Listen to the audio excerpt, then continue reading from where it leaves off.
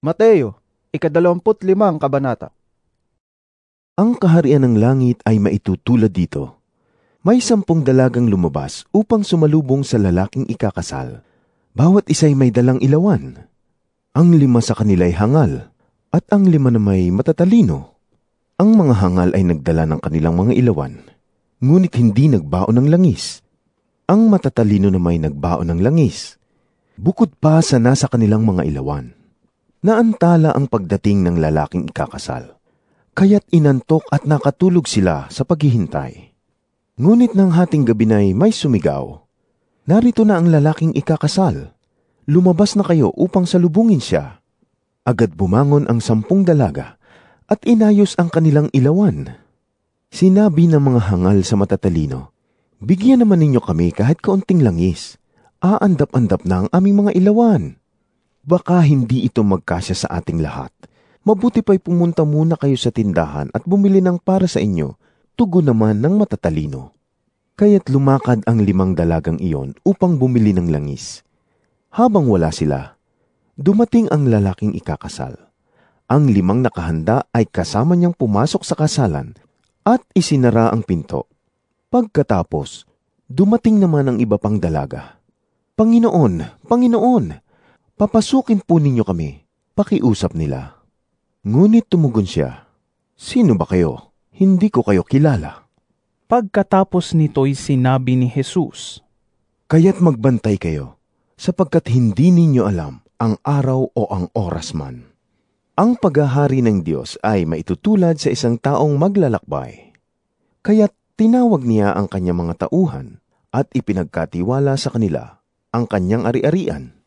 Binigyan niya ng salaping ginto ang bawat isa ayon sa kanilang kakayahan. Binigyan niya ang isa ng 5,000 salaping ginto, ang isa na may 2,000 salaping ginto, at ang isa pa ay 1,000 salaping ginto. Pagkatapos nito, siya'y umalis. Kumilos agad ang tumanggap ng 5,000 salaping ginto at ipinangalakal iyon. Kumita siya ng 5,000 salaping ginto. Gayon din naman, ang tumanggap ng 2,000 salaping ginto ay kumita pa ng 2,000 salaping ginto.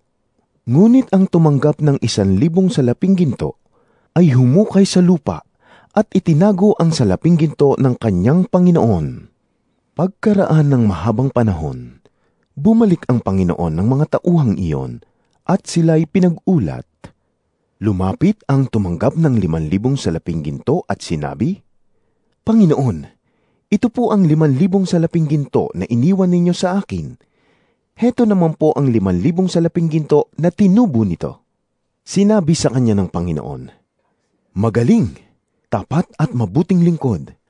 Halika, samahan mo ako sa aking kagalakan.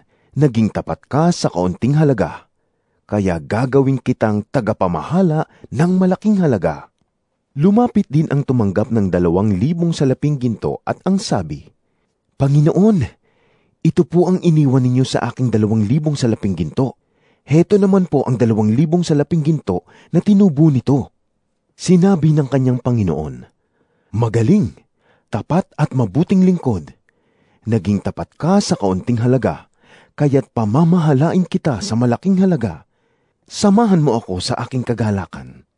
Lumapit naman ang tumanggap ng 1,000 salaping ginto at sinabi, "Alam ko pong kayo mahigpit, at pinipitas ninyo ang bunga ng hindi ninyo itinanim, at inaani ninyo ang hindi ninyo inihasik. Natakot po ako, kaya't ibinaon ko sa lupa ang inyong salaping ginto. Heto na po ang inyong salapi." Sumagot ang kanyang Panginoon, "Masama at tamad na lingkod. Alam mo palang pinipitas ko ang bunga ng hindi ko itinanim, at inaani ko ang hindi ko inihasik? Bakit hindi mo na lamang inilagay sa bangko ang aking salapi? Kahit paano'y may tinubo sana ito. Kunin ninyo sa kanya ang 1,000 salaping ginto at ibigay sa may 10,000 salaping ginto, sapagkat ang mayroon ay bibigyan pa, at magkakaroon ng sagana. Ngunit ang wala, pati ang kakaunting nasa kanya, ay kukunin pa. Itapon ninyo sa kadiliman sa labas ang walang silbing taong iyan. Dooy mananangis siya at magngangalit ang kanyang mga ngipin. Sa maluwalhating pagdating ng Anak ng Tao, kasama ang lahat ng anghel. Uupo siya sa kanyang trono ng kaluwalhatian. Tipunin sa harapan niya ang lahat ng mga bansa, at sila'y kanyang pagbubukod-bukurin, tulad ng ginawa ng pastol sa mga tupa at mga kambing. Ilalagay niya sa kanyang kanan ang mga tupa, at sa kaliwa naman ang mga kambing.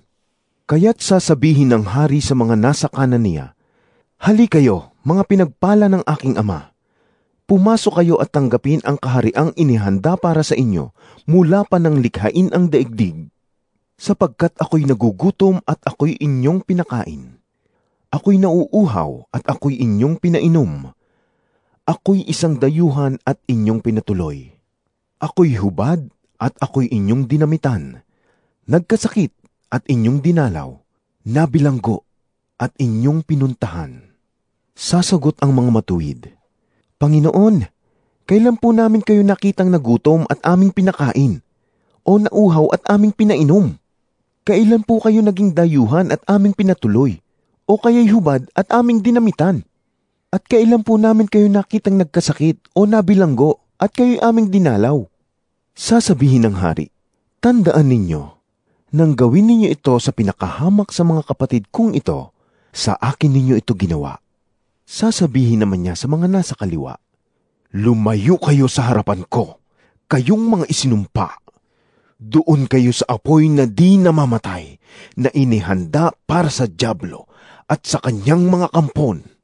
Sapagkat hindi ninyo ako pinakain nung ako'y nagugutom, hindi ninyo ako pinainom noong ako'y nauuhaw, hindi ninyo ako pinatuloy noong ako'y isang dayuhan, hindi ninyo ako dinamitan noong ako'y hubad, hindi ninyo ako dinalaw noong ako'y may sakit, at noong ako'y nasa bilangguan."